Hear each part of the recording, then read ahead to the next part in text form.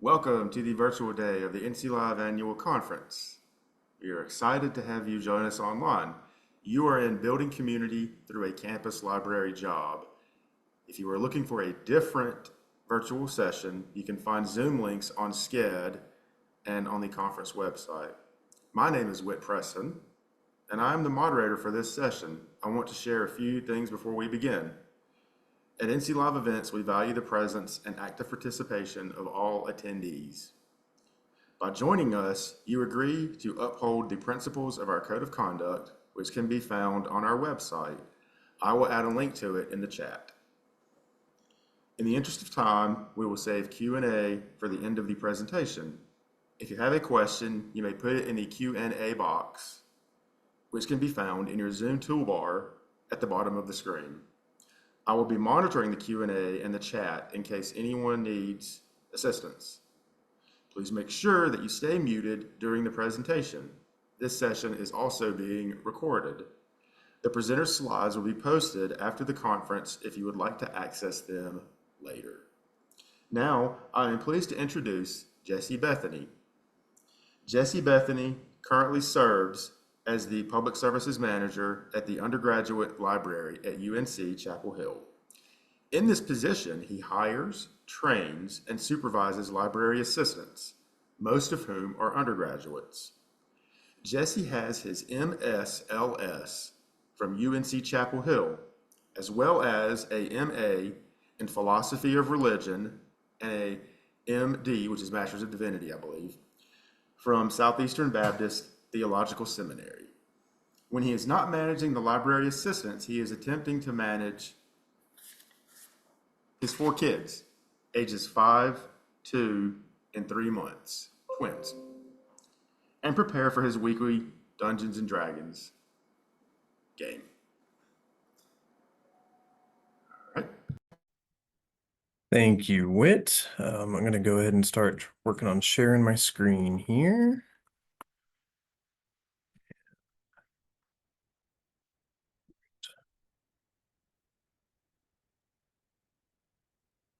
All right. I assume everybody can see that well enough there. So as mentioned, there is going to be some time for questions at the end. I'm going to ideally leave about 10 minutes. Thank you all for coming to this presentation, especially to kind of close out the conference day. Hopefully you're not so overloaded with information that you don't have any more room and you'll get something from this, but you've already heard a little bit about me. What I should add is that I've been in this position for about 4 years, so I think I'm kind of in that spot. I've still got a good amount to learn about this, but I've had enough time to kind of start seeing what framework that I've built is working, what processes are things I want to continue, and really just develop a pretty clear idea of why I do the things I do, and gotten to try some things that didn't work, and we'll get into some of that at the end of this as well. So I want to touch on why this topic specifically. It's been my stance kind of from day one of starting this position that having a sense of belonging to a community is crucial to student success. The academic research bears that out, but some of that really just comes from my own personal bias. I've got a group of 7 friends from college that I still hang out online with every Sunday night, play the Dungeons and Dragons game that Whit mentioned in the introduction. We just keep up with each other's lives, and I want others to gain valuable relationships from their time as well.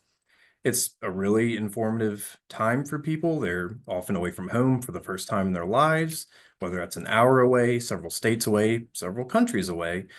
And often it's their first job as well.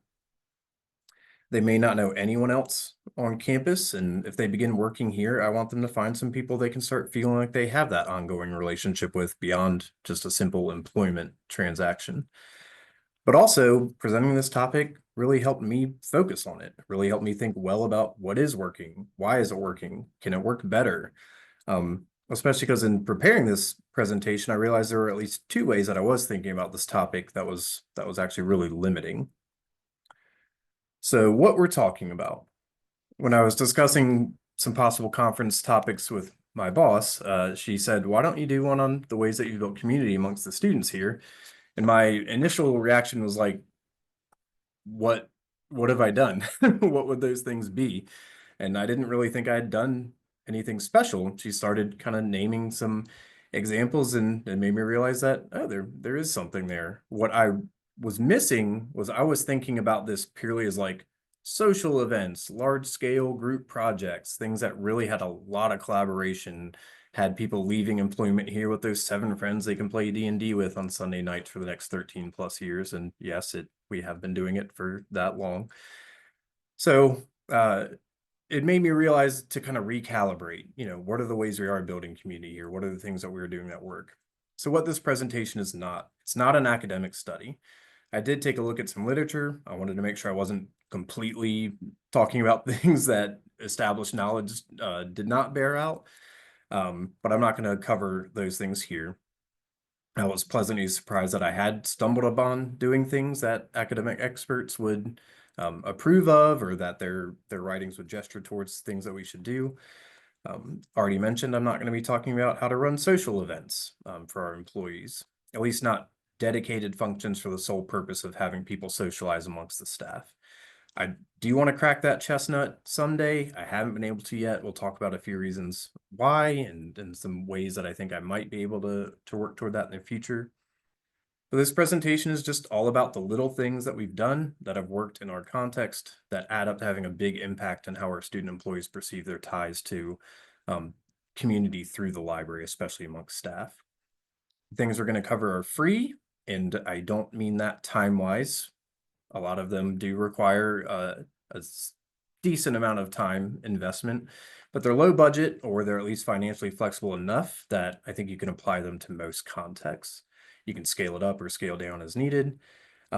Think of this really as an intuition primer, a way to kind of get a sense of what we're doing and see if it might work in your context, how you can translate it to your own settings. By the way, I may vacillate between saying I do and we do, and that's just because I'm part of a larger team. The undergraduate library team here is roughly 21 full-time employees and grad assistants, about the same number of library assistants, most of whom are undergraduates. We're spread across 3 units. We cover basic circulation, media and design, and research and instruction. And while my position is primarily responsible for the student employees, and I spend most of my time thinking about things like this, it does take our whole staff contributing to and being supportive of these ideas to make them work. So if I use a lot of I language or we language, I'm talking about our team as a whole. Since it is the end of the conference day, I want to give you the secret sauce now. So if you want to cut and run or you got to get out of here, you at least have this one principle to take with you. And that principle is have the posture of wanting to build personal connections amongst your staff.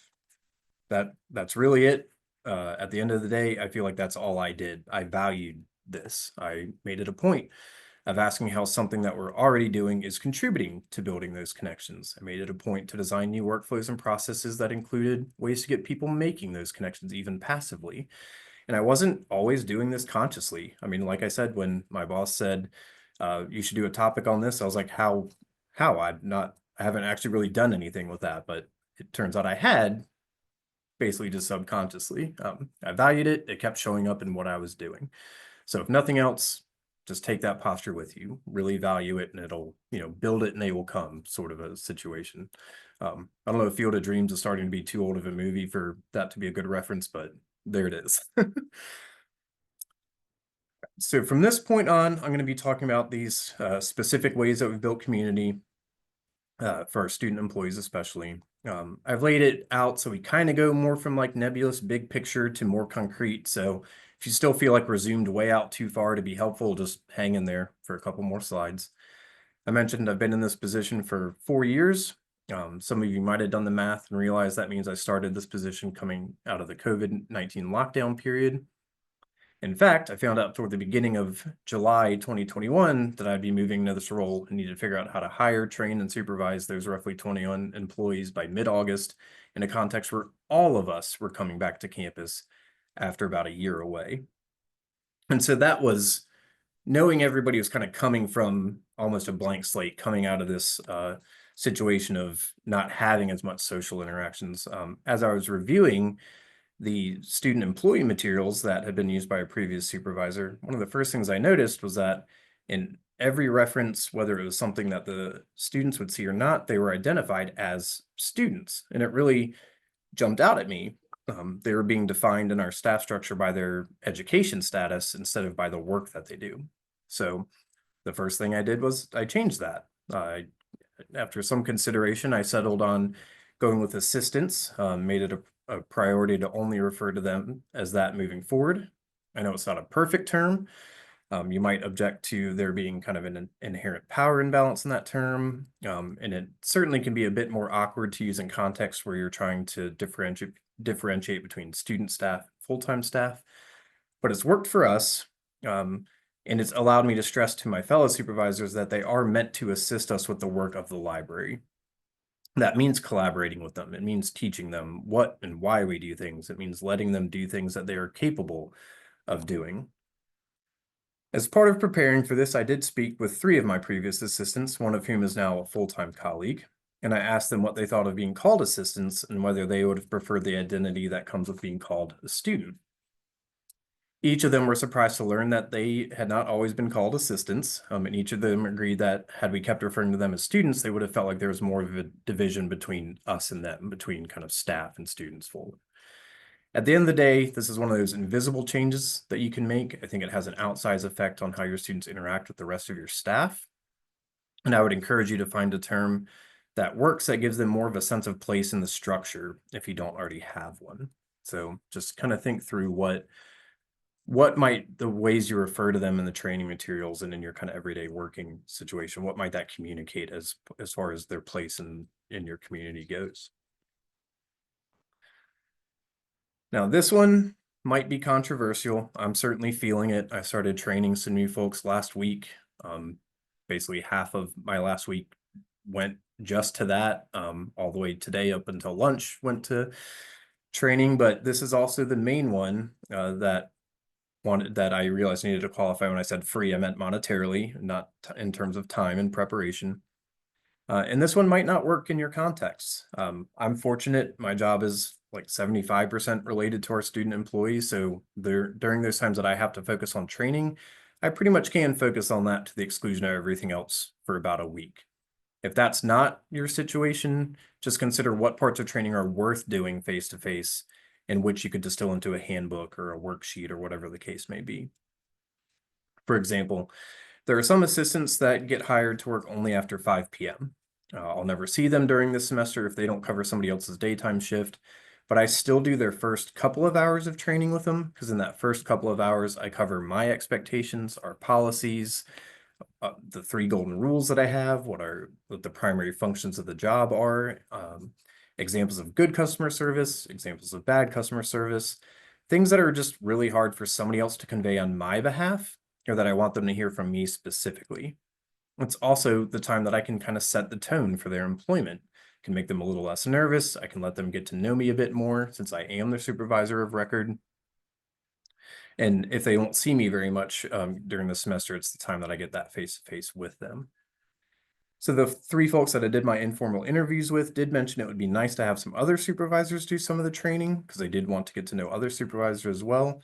And 2 of those 3 did actually train at the same time. It just happened to be logistical happenstance, but they both agreed that they really liked having somebody new to train with. They also became best friends. I don't know if this is why, but it's something to think about. So asynchronous introductions. Since we are spread out across so many hours and units, as I mentioned, we have this way to allow staff to kind of get to know each other a bit without needing to be in the same place at the same time to chat. So full-time staff, when they're onboarded, they're giving a link to a Microsoft form to fill out that gives me the information to make their staff cards. They're welcome to send me a new picture or update their information whenever they want. Assistants are also, as part of their training packet, are asked to fill out a form. Everything but their name and having a picture is optional. And we put these, they're also welcome to send me another picture where I can use their institutional ID. We put these pictures on a counter above where we leave snacks and food and when my kids get too much Halloween candy, bring some in. So it's all kind of on this countertop and these pictures are behind them. And I like that because when people are getting these snacks, they can kind of hang out, talk to one another, and they've got this information with their colleagues right there.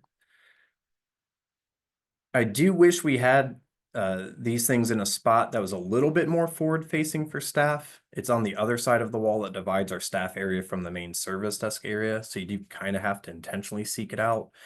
Um, the snacks kind of help bridge that gap, but it'd be nice if this was a little bit more day to day. You pass it each day kind of a thing. But at least we have it to reference, and during training, I can draw their attention to it. So here are some close-ups. The assistant's portrait is on the left, mine's on the right. There's limited space on these. You can kind of see on the previous page, I guess it's hard to get a sense of scale, but like they take up a good amount of room for them to be readable from a distance. So you do have limited space.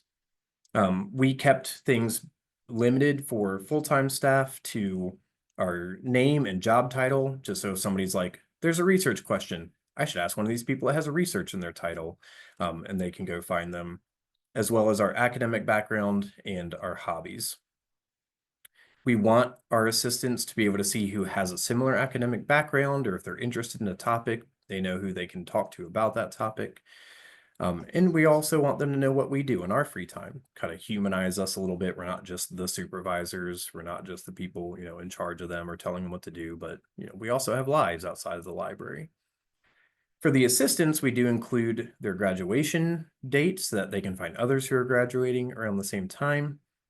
And one of those three previous assistants mentioned how much she loved this specifically because she really wanted to get advice from upperclassmen and hear about what their plans are after college, hear about, who they should take for a certain core class and things like that.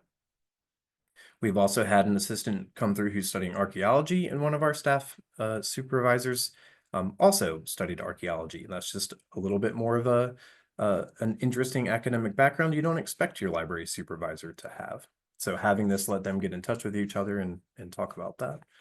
That assistant's currently in Italy at a field school. So I'm sure she's having a great summer doing that. All right, so for this next one, I think this could be a topic all its own. In fact, I'm actually hoping to present this at a conference in November. Basically, after 2 semesters of using an evaluation form provided by the work study office on campus here, I decided I hated it, I scrapped it, and I wanted to try something new. What I found was that the evaluation time, which is again, sometimes the only time I actually got to sit down and talk to the assistant since training them, depending on their schedule, was essentially just me talking at them about what they've done. And sometimes even that was secondhand information. The supervisors that do work with you and see you each day told me that you do these things. And I just felt like I didn't have a lot to contribute in that context. They were just hearing me tell them what other people said about what they were doing. It just didn't feel productive. It didn't feel like it helped the assistants feel connected to the work or the staff as a whole. So I moved to this semi-self-evaluation model. Prior to the evaluation, I asked for all the other supervisors to send me a few sentences about each assistant that they work with, and I put that feedback into this evaluation form so I can reference it during the meeting. During the meeting, I get the assistant to rank themselves on a scale of 1 to 10 for the different categories, and I capture their thought process as they talk about it. So I give myself an 8 because, and they start listing things. I jot those things down. Once they're finished, I'll often ask some clarified questions, what they think would let them feel like they could give themselves a higher score. If it's not clear why they ranked, why they picked that number, I'll ask that. And then I'll share what the supervisor feedback was. Like, hey, as supervisors, we've noticed those things that you said you do really well. So it's not just your perception. I have that from the others as well. We've noticed that about you. We're also able to, if the numbers that they rank themselves are different from what we would rank them, we can talk about where that difference is. Often I have found, and I would say most of the time, they actually rank themselves lower than I would rank them. And so it allows me to be really encouraging for them, allow them to know that the things they're feeling strongly. I've had some that say like, well, I'll give myself this because like this one time this thing happened. And I can be like, that did not show up in the feedback at all. I don't want to diminish the fact that you feel like that is dragging your performance down this semester, but like we didn't notice that you were 1 minute late most of the times you showed up for work. To us, that seemed like you were on time. So like, don't worry about that. um, and it just really allows us to encourage them where they can be encouraged, give them some constructive advice for how they could kind of rank their number a little higher. There have been a few times that they've ranked themselves much higher than I would have. I can really only think of two examples over the last about 3 years. Um, and this one that I'm about to share with you was fairly egregious. But because I heard his thought process, I was able to understand why he rated himself the way he did. So I could actually say, yeah, you are pretty good at that part of customer service, but then I could point out why or where I thought there needed to be significant improvement to get if they wanted my score to match um, if they wanted my score to match theirs. It also helped me realize that I strongly value certain parts of customer service over others. So the example, the person they gave himself a 10. I went back, I looked at their old evaluation, ranked himself a 10. It was their first semester working in the library. So already it's kind of like, oh wow, you're just going right to the top, huh? This assistant was great, very personable with patrons once the conversation got started. The assistant was terrible at being aware of when patrons were coming up to the desk and needed help. The patrons almost always had to say, hey, excuse me, and kind of get his attention and get things going. I value us initiating the conversation extremely highly. And so the fact that almost from my perception, each of those interactions got started off on the wrong foot kind of echoed through my perception of the rest of the interaction. So I learned about what I'm looking for when I'm supervising people. I was able to encourage him. You are great at this part. I need you to work on this part. And then next semester, I expect our numbers will much more closely match. And it just felt like a much more productive conversation. This format also lets them see their growth process organically. Often their numbers are 1 or 2 higher than a previous semester, and things that they mentioned holding them back are things that they'll later mention being much more comfortable in. Since it's their own reports, they seem to take it in and accept it a lot more than me saying, yeah, we noticed you're doing a little bit better this semester. It's also just nice to know we'll have 30 to 45 minutes to sit down and chat about how the semester went, find out what they're professionally interested in, discuss ways they can use some of their unique talents in their work at the library, and encourage them with the things that they've done. All 3 of my interviews did mention that this process made them feel seen, especially the work stats and especially the quotes from other supervisors. So they know it's not just me appreciating them, it is all the other folks that they work with as well. So I'm proud of the evaluation model. I think it works really well, but I will say this is my absolute favorite thing that we do. I used to have a standing whiteboard. I would put some reminders on, and at some point, the assistant from the previous slide, Amina, decided to start writing fun questions on it to get to know the other assistants. She just started doing this. I'll show you some more examples more closely in a minute, but we got this much nicer whiteboard to fit on what is otherwise a very inconvenient pillar that's right in the middle of our desk space. The whiteboard is centrally located between our 2 main service points. It sits right in front of the supervisor desk. It's magnetic, so we can use it a little bit more flexibly. So you can see a very tiny picture of my twins on the board. My boss put up there when I asked her to share pictures after they were born. We've got some library staff lanyards hanging from a magnetic hook so that they're there for people to grab easily when they need to leave the desk. And I've sectioned off one corner to keep a list of tasks that need to be done, as well as a corner to reference when a room in the library is booked for a class. So when people come up and ask, our assistants can answer where their class is meeting. But otherwise, the board is dedicated to engaging the staff.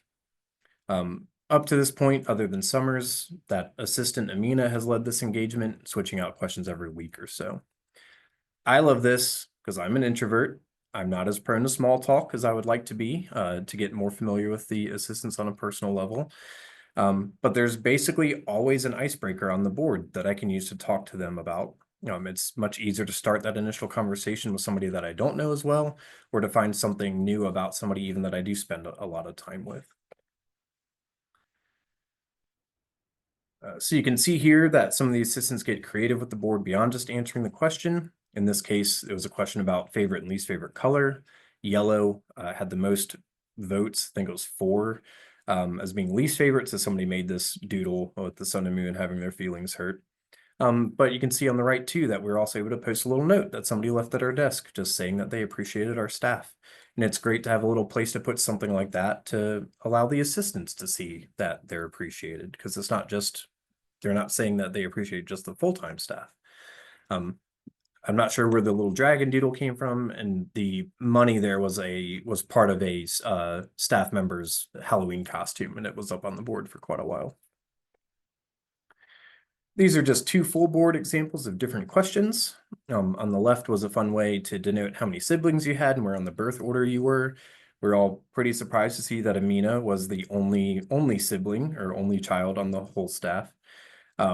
This one was really fun to use as an icebreaker because you could learn more about people's families and hear some really good sibling stories, especially for those that had a lot of siblings. I only had a brother growing up, so it was like, what was it like to have quite a bit more siblings than my own personal background had? And then on the right is the question about color that led to the doodle that I just showed. I mostly wanted to show you how even a simple question like that can garner a lot of responses and lead to some friendly debates about the merits of different colors. I, for one, was surprised that somebody else on our staff is another human being whose favorite color is gray besides me. So I got to go to that assistant and be like, I've never actually met anybody else who answers that for this question. So 2 other personal favorites that we've done. One was, would you rather talk like Batman at work, Yoda at home, or not be able to talk at all unless you're at work or home? That one led to a lot of discussion, including a fun exploration of the difference between talking and communicating. That one kept us occupied for a good half hour talking about that distinction. The other was a chart for how long, it was a chart or a graph, and it was how long you would survive in a zombie apocalypse on one axis and how much of a team player you would be on the other axis. And it was really interesting to see where people put their dot, especially so we knew who to avoid if things kicked off. And people kept mentioning that they expected me to rate my survivability higher than I did, but I pointed out that I would just get sandbagged by my kids, and they realized that that made a lot more sense. Basic takeaway from this is some way to passively engage your staff, create those chances for conversation, those stories, friendly debates, just really goes a long way toward creating a fun environment at work. The whiteboard itself wasn't cheap, but it wasn't particularly expensive either, and we've more than got our money out of it. Oops, put my paper down too quick. Gestures of appreciation. This one is pretty straightforward, but finding a more formal way to show that appreciation is appreciated. We used to do something each semester. We ended up, the library wanted to kind of consolidate that amongst all the branches. And they decided that they would have at the end of each spring semester, all the library assistants across all the libraries would get Panera lunch delivered on the last day of classes. I actually made a little bit of a fuss when this happened because the original plan was to have all of the library branches go to the main library for like a pizza party. And I and some other supervisors and other branches, to be fair, we didn't like that it took the emphasis away from us letting the people that we work with every day know that we're the ones who appreciate them specifically. And thankfully the administration they took that to heart, and they allowed us to continue to have this happen at the branch level. In order to show our appreciation in the fall, since we don't do a Panera order then, especially since we do have some people graduate early or don't return due to internships the next semester, we decided to start having exam treat bags to give away during exams. We treat this as kind of a potluck, totally voluntary. We're not using library funds. Simple things like my go-to is to put some tea bags and granola bar or 2 in each bag. A big benefit of having something in the building for them to kind of drop in and pick up instead of being tied to some formal social event is that they can organically run into each other, or they can make plans to come and get their lunch together, take it out to the quad eat as a group, and things like that. I also proposed a while back that we give a small gift to our graduates, and that actually turned into a library-wide initiative that's funded by our library development department now. And that happens at the end of their time with us. They've worked here so although that happens at the end of their time with us, so the graduates are getting a gift right before they leave us. The people who work here for a couple semesters hear about it, and just knowing that they would get something if they graduate with us goes a long way to them feeling appreciated and seen, and that we care about them and their time here. We also usually take the time to provide a card that we've passed around for the staff to sign. While this presentation is mostly talking about building community like on a day-to-day work, or for a day-to-day or regular day of the week when they're here, this is building that community kind of long term. They'll have this book. When they see it on their shelf, they'll think about their time at Carolina. Who knows? Maybe they become rich and see that book and want to make a donation. That'd be great. But just the fact that we gave this to them to take with them out into the world kind of keeps that connection there, keeps it alive. All right. So miscellaneous ideas. Just to finish up with a few of these things, all of these came out of those 3 interviews that I mentioned, and they were things that I hadn't really previously considered. For example, one assistant said that she loved having a schedule that was largely consistent each of her semesters because she got to have some regular patrons, and she actually still keeps in touch with some of those regular patrons that she would have come up each day. She was the one who talked the most about how this job helped her develop a sense of community with the campus as a whole, and that was a big factor for her to feel like she had a sense of belonging on campus. I personally love using assistants to test ideas. I like to give them a set of instructions with no other guidance, let them read it over, see if they can replicate what I need them to do. They can point out where I assumed something that wasn't otherwise clear. And this was mentioned by all 3 as something that made them feel more tied to the work that we were doing as a whole and made them feel like their opinions and ideas were appreciated. I was largely just trying to make sure that what I was doing made sense, but I go out of my way now to try to include assistants in when I'm drafting a new policy or when I'm drafting a new workflow for something, getting their feedback just to have that point of connection. They feel like they're involved in it. It was also fascinating to hear that the simple act of giving the larger context of a project helped pull them in and make them feel like they were part of the bigger community within the library. I did like hearing that they also appreciate the effort that I put into hiring good people to work with, and it's easy to overlook how important that is to the community as a whole to do the effort of interviewing and finding and hiring good people. All right, so last slide before we jump into some questions. I do want to point out some things that I would like to make work and mention the larger social group thing. But what I haven't mentioned is that one semester I did ask 2 assistants who are friends and worked at least 1 hour on the desk together to plan 2 large group events for the assistants to have like social time on the clock. The idea was that the library would provide a bit of money for some simple snacks and drinks, but the assistants would otherwise plan the event. Like we would book the instruction room and maybe they would have a trivia hour or something like that. I have found that I don't have the bandwidth, and I am also potentially too old and introverted to have any idea what they would want to do. So I want the assistants to plan something like that. Those 2 are motivated to build connections with their peers. But unfortunately, outside of our control, one of them got a really intense internship. It left her with no time outside of her classes and regular work to be able to spend doing something like that. And I just haven't revisited the concept. I think it would be a good way to get something like that done. And I do want to try it again sometime. Other things keep kind of making me bump it down the road. We also haven't seen how easy it is to pass off that whiteboard that I showed you all. It shouldn't be too much of a problem, but until now we have had a dedicated assistant who took ownership of it. In a pinch, I can keep it moving like I've done before, but I would like to find a way to keep it being assistant driven since that's what I think makes it so special, that it's kind of their space. They're thinking of the questions. They're talking to one another when they're on the desk about what the next question should be and that kind of thing. And I want to keep that being something that they're largely kind of grassroots from the assistants.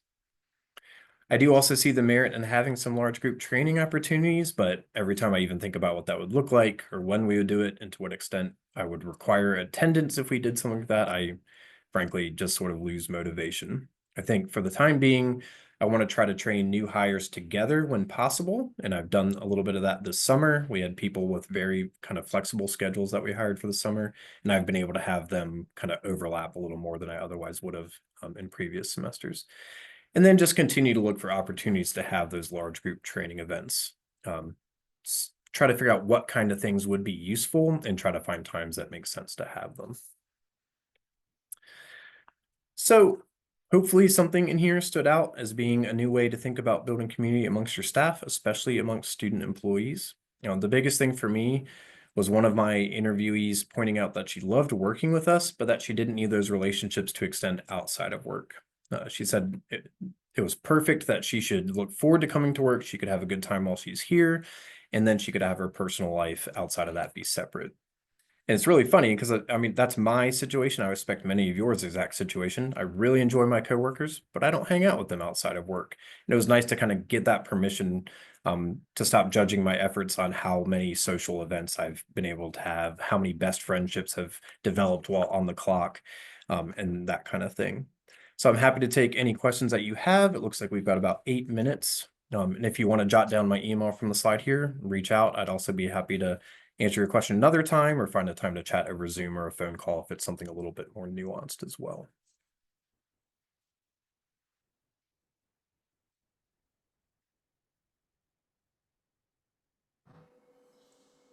So I put one question in the chat that's probably kind of a generic one. Okay, you can go for it. I'm trying to get all my screens to not be nested. I can't actually Oh, that's see the fine. chat. Let's see.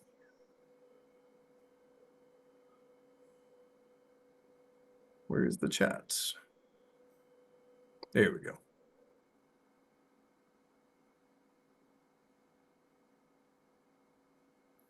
All right, so what have I found to be the most I don't know how to do scenarios for student workers? That's a good question.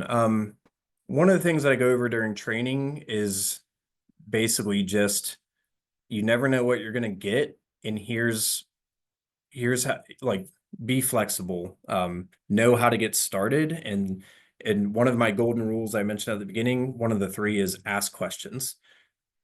If you don't know, ask. If you're not sure if you know, please ask. If you're afraid, or if you're embarrassed to ask a peer. Just ask somebody. Collaborate, figure out the answer together, and hopefully, maybe I should have added that in this presentation. Hopefully, that's one of those things that because they're getting permission to do that, like it's literally one of the first things we cover during training. That will lead to them talking more, realizing that they can collaborate with their peers more. They're not just expected to handle it themselves in a vacuum and that kind of thing. Printing comes up a lot. There's just a lot of ways to troubleshoot printing and a lot of issues that might arise with it. So I've seen assistants, somebody will come back from the printing area, grab the other assistant, and they'll go over there together to try to tag team it. So somebody else is asking about the 3 golden rules. My first one is patrons are the priority. Everything you do should be flexed around helping patrons. The second one is show initiative.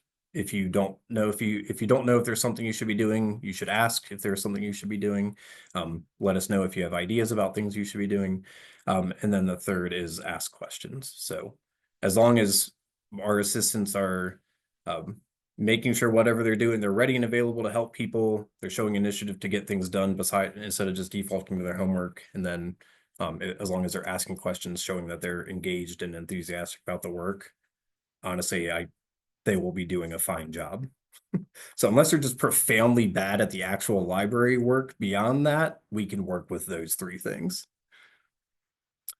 How would you create community among the assistants that work in different areas of the library whose path you don't cross? So that's a really good question. Our context is that there aren't any of those in our building. All of our assistants come across this section. Some do come across like the whiteboard area less often than others. The media design desk is on a separate floor. It's its own space, but all of our assistants cover the circulation service desk and the media design center service desk at different times.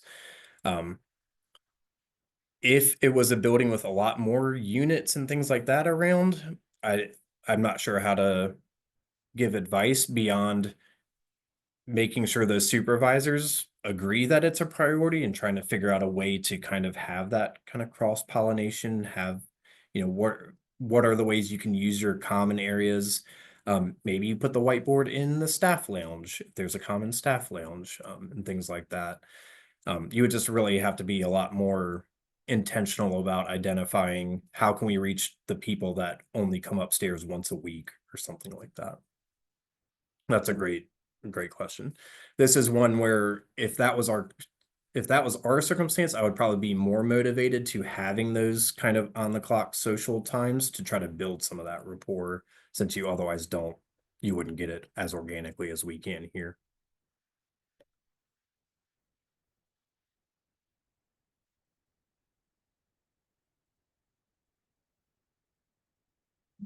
Got a few more minutes if anybody else has any questions. I'm just going to scroll up, make sure I haven't missed anything.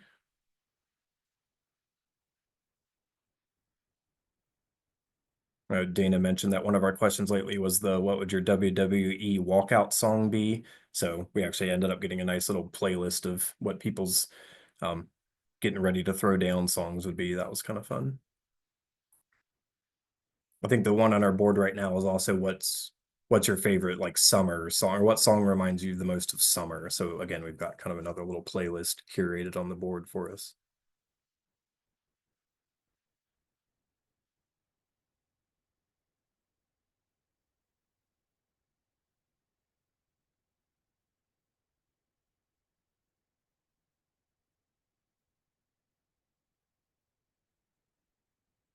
Right.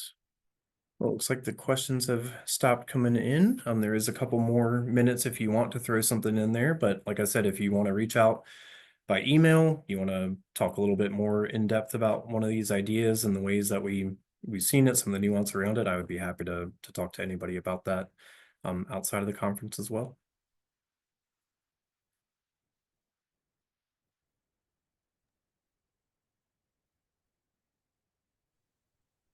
Yeah, thanks so much for the presentation. Oh, looks like there might be one more Yep, we question got in one the sneak in there.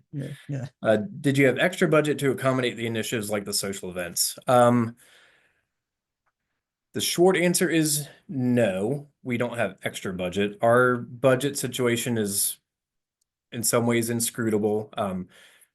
I usually, if I have an idea, I just go to my boss and say, I go to the head of the UL and I'll say, what kind of budget might we have for this? There are some ways we have some funding through like the Student Library Advisory Board. So there are ways that we can go to some different groups and maybe get some additional funds for some things like this. Um, there might be some ways toward the end of the year to kind of plan ahead when we have money that we otherwise are going to lose if we don't spend it. But there's nothing particularly extra. And it's just more, I need to touch base and go, how feasible is this idea? Usually what I am told is don't assume there's no money. I think the flip side, unspoken flip side of that is also don't go crazy. Like keep it reasonable. Which is why I was saying like simple snacks and drinks. Like we can provide some pretzels, some M&Ms, and some soda, and then they can just have trivia night in our instruction room or something.